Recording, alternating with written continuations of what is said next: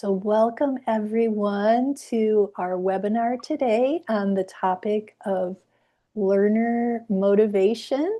We have a wonderful, experienced English teacher with us today, Esther Ost. Is it Ost or Ost? It's a Swedish last name and I'm Mexican, so I have no idea. It's supposed to be like oh something like that, but yeah, Texans, we're in Texas now, so it's Ost. Well, well, we are just so blessed to have Esther with us today. And she is, in addition to being a great ESL teacher, she learned English as an adult. Yeah. And so you cannot tell by her, by talking to her, she sounds like a native speaker. Um, but she has, because of her own experience with learning the English language, she has a lot of insights that she is able to share. So Esther, I'm going to go ahead and turn it over to you. Okay, so good morning, you guys. And yes, I learned as an adult. I grew up in Mexico. I grew up in Mexico for 25 years, and I married my husband and I moved to the States. So I know how hard it is for our students to that are already adults to learn the language. So, Melina, how do I start my, do I just share? I have to, Yeah, you can just press okay. the share button. Okay. Okay. So, yeah, I want to share with you guys some of the strategies that I use with my students. Mainly teach online. So, okay, let me just go back. Okay, perfect. Can you see my PowerPoint? Yes. Perfect. Okay, so I mainly teach online. So obviously, some of you, I believe the majority of you are teaching in person. So it's the concepts are pretty similar. It's just that I practice with them in a different way. So, okay, one of the things that I use or the strategies that I use with my students, and it has been very efficient, is to teach them the power of habits, the habits of to learn English, to practice, right? And these are the five habits: repetition, visualization, immersion, consistency, and positivity.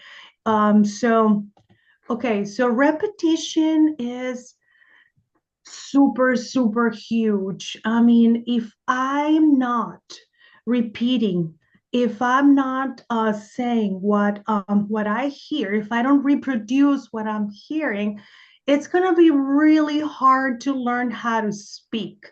So, and that happens a lot. I don't know about you guys, but in my experience with students that want to learn English, a lot of them, they know a lot of words and they know a lot of phrases, but they can't speak, right? And I think that, and that's one of the most important things, right? I mean, I want to be able to speak, and and it's just impossible if I don't repeat in a loud voice. I have to be able to hear myself. So repeating is gonna improve fluency.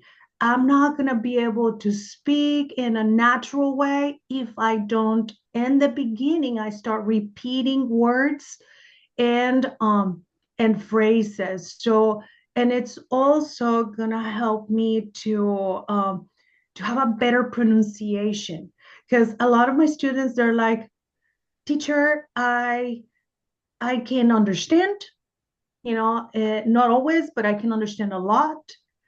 But when it's time for me to respond or to say something, it doesn't sound good. So it's like, well, because you have to repeat repeat many times, right? So it's not gonna, and it's okay in the beginning. It's not gonna sound, you're not gonna sound like a native speaker. You're not gonna sound like like someone that just grew up speaking English. And it's okay, your pronunciation is gonna be bad in the beginning, but you will get better. I promise you. And it's all about repeating, but repeating in a loud voice, not just in your mind. I have to be able to use, there's some connections in the brain that happens, when you're listening to a word and you're saying it. You're and I know it's hard because in the beginning people don't want to hear themselves because it just doesn't sound right, but it's okay, and I try to always be encouraging my students to be okay with making mistakes, and repetition is also going to help you to speak English with confidence. Like if you're traveling or if you're in the situation where you have to um, you have to speak the language and you have to ask someone in the street, how to find something. You need confidence. It's tough, it's hard, it's scary, right? But if you are repeating constantly, the words are going to come out. And even if they're not in the right order in the beginning, it's okay. You can still have the confidence to try to communicate the words and your thoughts. And there's a technique called space repetition for long-term memory, and it helps us basically or it tells us to repeat today what I'm learning in my class. I'm repeating today, and then maybe in 2 or 3 days, I'm gonna come back to my class or my notes or however that your students get to review what they're learning in class, and then review it again and repeat again. So I always recommend my students to repeat at least 10 times. So I tell them not necessarily the same day, but let's say that you're going through a lesson and you're learning new words. Okay, repeat the words maybe 3, 4, 5 times, and then let one day go by, and then the next day you're going to come back and repeat again, and that's just going to help you to get long-term memory. You're going to remember the words easier if you do this. So, and I want my students to get to the point, or at least try to think different, because English, learning English is about it's a transformation. I mean, it's transforming your identity. It's really dealing with a lot of self-confidence. So obviously the word of God now, we're Christians and we're sharing the word of God, and the word of God is going to help us obviously to help our students to remember that they're completely capable, that they're wonderful, right? That they can believe in themselves. But learning English, it's a test on it's a test on our own faith of like what God can do through us, and because it's a big challenge. And like I said, when you learn it as an adult, it's even harder. A lot of people don't, they just don't do it. They don't get to that point where they can be bilingual. But I think we can help them, and we can give them the best chance to get there, right? So anyway, so I want my students to think I keep repeating words and phrases, even if I make mistakes. Wow. Well, I mean, helping a student to be okay with making mistakes, that's a huge win for us as teachers, because they just don't want to make mistakes. And it's impossible. You have to make mistakes. I've been learning English for more than 20 years, and I still make horrible mistakes. So it's okay. You have to be okay with making mistakes. I want my students to say, okay, my pronunciation keeps improving because I'm practicing my repetitions daily.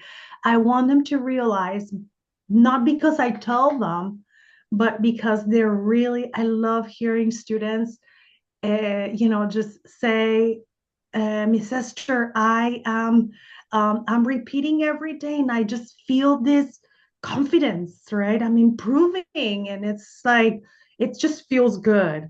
And we want our students to say something like, okay, to learn repetition on spaced repetition and say something like, next week I will review what I learned in my class. So when they learn that pattern, it's powerful because what happens a lot is that we're learning something and we are being trained, at least in my country, in Mexico. I grew up like listening to my teacher in a very traditional way, right? I listened to my teacher, and and then I just have a test and then I forget about it, right? And that's just not the way English work. We have to keep on reviewing and keep on keeping those words active in our brains, because if we don't have them active in our brains, we're going to forget if we don't use the words. So spaced repetition is it's powerful, and when the students start practicing that spaced repetition, it's amazing what they can, the results that they will get. And I want them to say, I'm remembering words more easily now that I'm practicing my repetitions. And I think it's just so important to let the students that are really following instructions and really challenging themselves, because some of them are not going to do it right away, but it's powerful. I like when other students encourage the students that are really doing it, like they're repeating and they're doing the repetitions all the time. I like when they talk to about their experience, and then the other ones that don't want to do it because it's very, I mean, it's sometimes they just don't have the personality, and the person, if they're shy and if they're not very confident in their own self, I mean, it's hard to do this type of practice. So I like when students that are getting results talk to the other ones. It's really effective. So visualization, this is super important because we tend to, when we're adults and we're learning a language, we're going to want to translate. Kids don't do this, but we do as adults. We want to translate everything, right? To say the words, like in my case, I grew up speaking Spanish. That's my first language. So I want to translate all the time. So, and that doesn't help us. And I know in the beginning, and I tell my students, it's okay. In the beginning, you can start, you're going to have to translate just to know what you're talking about or the concept of what it is, but then just let's just imagine, let's just have an image of what you're saying. So and that's what visualization is to help my students to stop translating all the time and get to the point. I mean, the goal is to get to a point where they don't need to translate. Like if I'm speaking English, I'm not thinking in Spanish, I'm thinking in English. But obviously, it takes a long time to get to that point, but visualizing helps a lot. So you're going to improve comprehension when you visualize the words that you're learning. Um, like if you're learning words like uh, food words, right? Like apple, banana, instead of like thinking, oh, apple is manzana, banana es una plátano, in Spanish. No, no, we don't want to do that. We used to do that in school, but it's not a good habit. So the best habit is to think about the image of an apple. Close my eyes and think about an apple, a banana, and think about the image, right? So it's easier to remember also because the translation is like I can memorize. A lot of people try to memorize words, and it's just not very effective because you're gonna remember the words in my case in Spanish for, I don't know, maybe a day, a couple of days, but then you're gonna forget about it. But it's easier to remember when you have the images. For example, like in this lesson, I'm teaching, I like the clothes, right? Clothes are for winter. Okay, so these clothes are for winter, and I'm imagining, just a place with a lot of snow, and and a little baby with like clothes that are for winter, and someone in the snow. So you see how it's more fun. Also, it's more fun to have images, or to have a movie, or or a story in your mind, instead of trying to translate. So, and it just makes learning more enjoyable, because you're just imagining, and you're not as stressed out, right? I mean, I'm not like, oh goodness, I have to remember these words, I'm memorizing and I'm studying. No, no, I'm practicing. Practicing it is just not as stressful, because learning English as an adult, and more when we have like at some point in our lives, sometimes some of my students are like, I have to learn for next year or next 6 months. And it's like, that's not going to help you. That's just bringing too much anxiety into your life. Let's just try to relax, and just go with the flow, and try to, and stories and images and visualization is just fun, right? It's more fun than trying to study hard, right? So I want my students to get to the point where they're thinking, after I learn words and phrases in my class, I keep imagining how to use them during the day. So I always try to encourage my students, if we're learning, like, okay, let's say like the example of clothes. So, okay, you already learned the phrases. These clothes are for winter. These clothes are for spring. These clothes are for, you know, and I want you to, after we're done with the class, I want you to keep imagining, keep thinking, oh, those clothes are for winter. Oh, those clothes, look around and start, practicing in real life, right? So that helps. And I want them to say, when I read, I visualize the images in my mind. That is so fun and so effective. So I'm listening and I'm imagining, or I'm reading and I'm imagining the words. Um, when I imagine what I learned in class, I find it's easier to remember new words and phrases. So yeah, like for example with clothes, right? So I'm probably not gonna remember the word winter if I just translated it into, oh, winter um is el verano, is el, okay, how do you say that in Spanish? You just say it in Spanish. So summer is verano, or winter es invierno. Okay, yeah, I already know it. No, if I've imagined, like I said, a Christmas, or like if I imagine snow and I imagine myself in the middle of the snow, I'm gonna remember the words easier. And visualization has helped me to reduce stress. That's huge, you guys, because it's so real. Like people give up and they don't continue learning, not because they're not capable, but because they put too much pressure on themselves, and they don't feel like they're enjoying themselves. And if you're not enjoying an activity, even if you really have to or need to learn the language, you're going to give up because you're not enjoying yourself. Nobody wants to be suffering. I mean, sometimes it's just very hard. And but it's possible. So immersion, oh goodness, immersion is powerful, but it's really hard.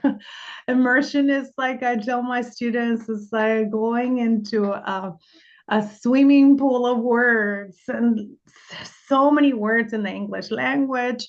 And and you just have to go in inside of the words, and just, it doesn't matter if you don't understand them. You're not going to understand them all, but you have to be around those words around English. You have to surround yourself, with the language to be able to get to a point where you feel like you can understand the natural way of speaking, right?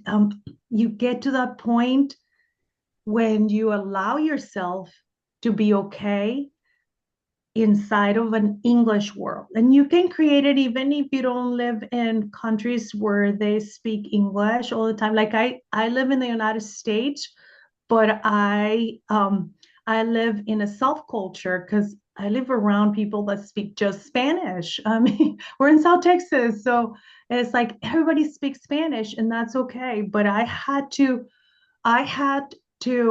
force myself to, in my family that speak just, I mean, or that are bilingual, they when I moved to the States, they wanted to translate for me because they're really sweet, they're really nice people, they're missionaries, and they understand, they love the my culture, and they wanted to be nice to me. And I just told them, no guys, I don't want you to translate for me, just keep talking. And it was hard in the beginning for me, and it's hard for our students because it's sometimes you get headaches and it's hard to let people understand, and you can't, and you want to participate but you can't because you can't express yourself. But it's okay if you immerse yourself, and it's gonna be, yes, the day will come when you will understand. So you learn in a more natural way, like when you watch movies, or you go to church and you just go to the English service, and you're learning in a more natural way. You improve understanding when you're around people, even when you don't understand everything, just be okay with that. It's okay, it's okay. I'm not understanding everything, and I'm not going to be able to respond right away, but believe me, the brain is amazing. It's just unbelievable how you catch words. I don't know if that happens. That if you guys learn English as adults like me, you probably have experienced this of like, okay, I just said a word and I have no idea. I just used a word in conversation. I have no idea how I learned it because the brain is just catching words unconsciously. It's unbelievable. So and when you immerse yourself, you have a better understanding of the culture. Obviously, if you're learning in another country, you're learning about the culture of the English country that you're closer to, or that you are. I'm assuming that some of you will probably learn more British English or the American English, but you understand the culture better when you are emerging, when you emerge yourself. And I want my students to say about this habit, when I'm working, I'm listening to music in English. I love when they say that because music is really hard to understand. I still sometimes, I mean, I hear music and I don't understand the words because it's hard, but it does help you a lot. And I want my students to say or to do this. I change my cell phone settings to English. Yes, I'm like, okay, good. Because if you have your phone where you're all the time, you're always looking at your phone and it's not in English, it's in your language, you're losing an opportunity to be, you know, learning new words. So change the settings to English. And I want my students to be looking for opportunities to speak to real people in English, to immerse themselves into the real world. And maybe like also watch television in English with my children, like students that are around children. uh, Watch television. Again, you're not going to understand all the words, but that's okay.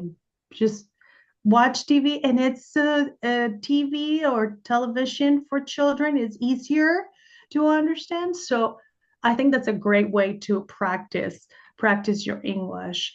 And being consistent, the habit of consistency, I think is one of the most important ones. So it's about, just keep going day by day, practicing every day.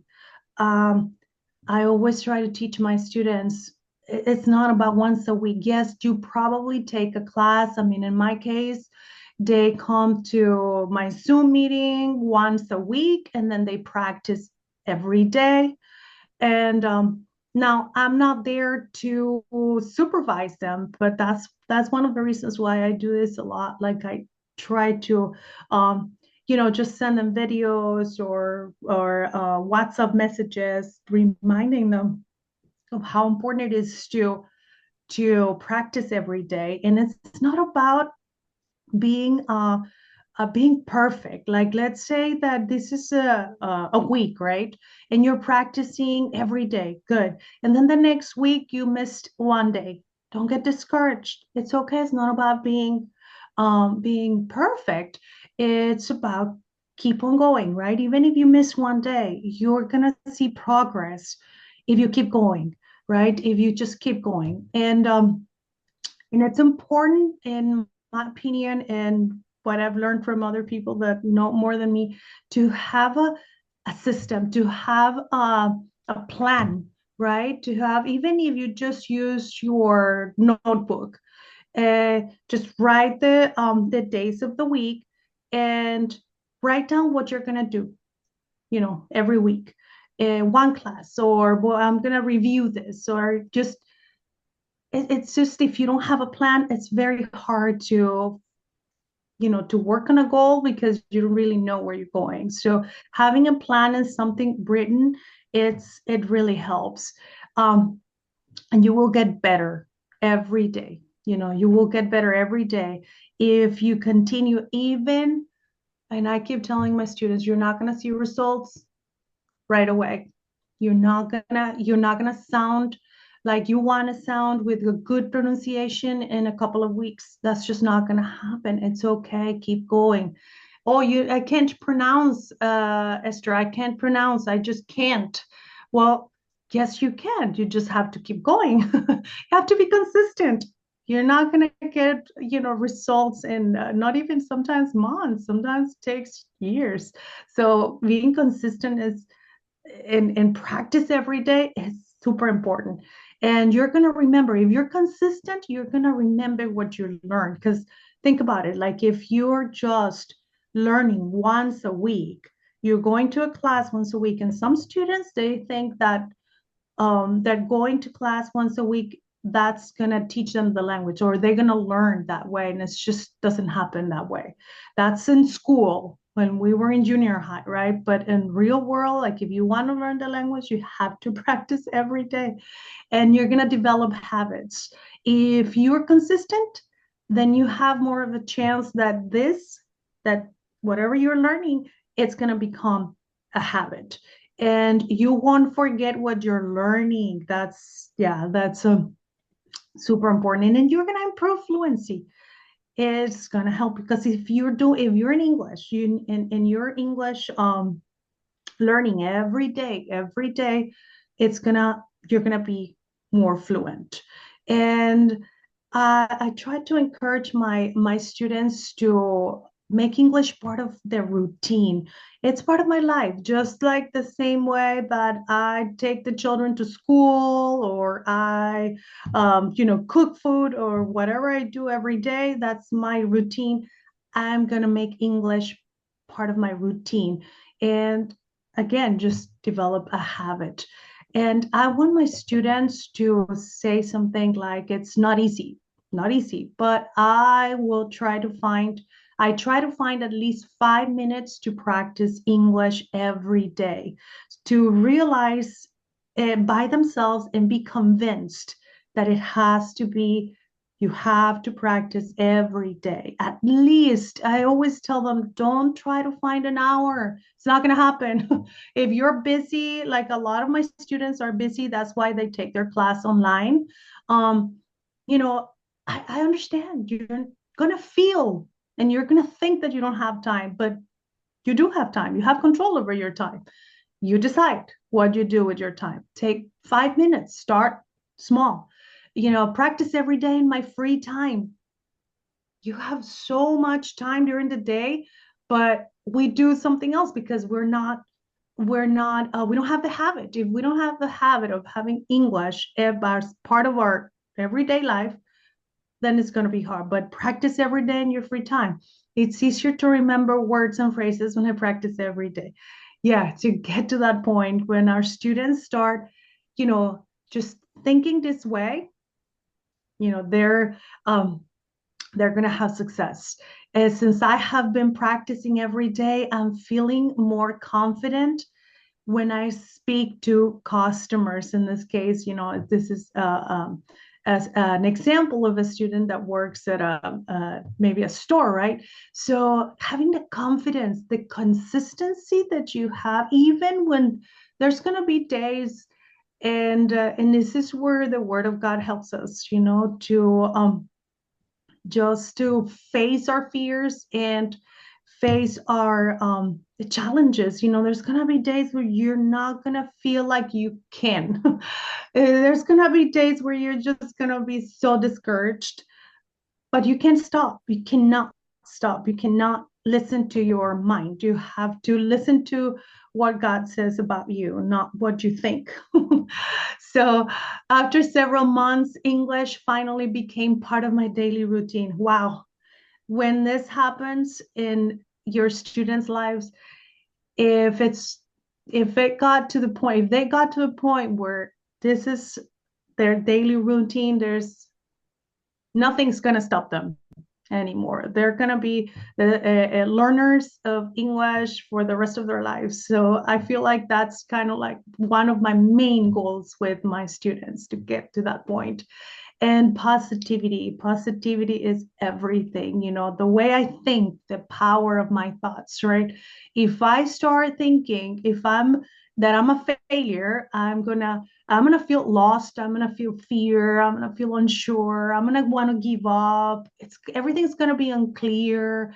I'm gonna feel that I can't understand. I'm gonna be confused. But if I know that God has given me the victory already and I'm successful, I'm going to think, yes, I can. Oh, I have a new idea. Oh, I'm learning a new ideas from my teacher or from my friend that's also learning. Oh, my friend is learning, or my you know eh, eh, if I know someone that's also learning, or like between students, the other student is doing this. Oh, I have a new idea. I'm gonna do it now. I'm gonna practice. I'm gonna be open. I'm not gonna give up no matter what. So the impossible, I mean, it feels impossible in the beginning. It just feels like, oh, I'm never gonna do it. I've had students where they start my class and they're just, teacher, this is gonna be my last of my last try. I'm not gonna try again. This is just impossible. I don't like English, but I need it. And they just feel so like deflated. And it's just because it feels impossible if you don't have the habits, if you don't have the tools, if you just got in a class where everybody's just learning in a very uh, not in a very effective way. Well, obviously you're going to feel that it's impossible, so you're going to learn words and phrases, but you're never going to be able to speak the language. So if you're positive, if you learn to replace those negative thoughts with positive thoughts, you're going to feel like it is possible to learn English. It's going to help you to eliminate anxiety. Positive thinking is going to give you confidence, motivation, happiness, inspiration, belief, enthusiasm. It's just wonderful, but it doesn't happen natural. You need, I mean, in our classes, if we help people to understand that, God says this about me, then I have to believe what God says, even if I don't believe it, right? It's gonna keep us going even on hard days. There are gonna be hard days, but If you have a good thinking, good thoughts, you're going to keep going. You're going to stay motivated. And we want our students to think this way. Even if the day gets busy, I will find time to practice because it's so easy when it's not when we don't have the habit. It's like students tell me this all the time. Miss, I got really busy. I'm really busy. Yes, but you can still find time to practice no matter how busy the day gets. You have to, because this is your goal, this is your life, you have to remember the purpose of why you're doing what you're doing. It's not something that I do if I want to or if I have time. No, it's something that I need to do every day. But it's not because I'm telling them, it's because they're telling themselves. I love when they get to that point. I'm sure I will be bilingual. I just have to keep going and practice every day. I try to, encourage my students when they say, well, maybe I'll try. I'm like, I don't want you to try. I want you to believe that you can. Don't try, do it, right? I keep training my brain to speak English, even if I still can't understand everything. I say, your brain is going to resist. I tell them, your brain is not, doesn't want to change or being uncomfortable, because learning English is extremely uncomfortable. So keep training your brain to speak English, and you're not going to understand everything, and that's okay. I know I'm capable, and I'm sure that I will be able to use what I'm learning in my daily life. I love this. This is like the my dream comes true when when a student gets to that point when they feel like I can do it, Miss Esther. I can do it, and I'm not forcing them to say that. I'm not training them to say. I'm just helping them to get to that point, and it's just amazing when the students get to that point where they feel capable and then when they know that they can learn the language. So, and that's all I have for the habits, the daily habits. And Melina, we want our friends to ask questions, right? Yes. Yeah. Wow. Thank you so much, Esther. That was wonderful. And I know some people are wondering if they can get copies of your presentation. And yes, so Or you'll see in the invitation that you received to this meeting, there's a link where you can find all of our webinar videos and presentations. And so this will be posted later today at that link. You'll be able to see it. Well, thank you, Esther, so much. or It is such a blessing to have you with us here.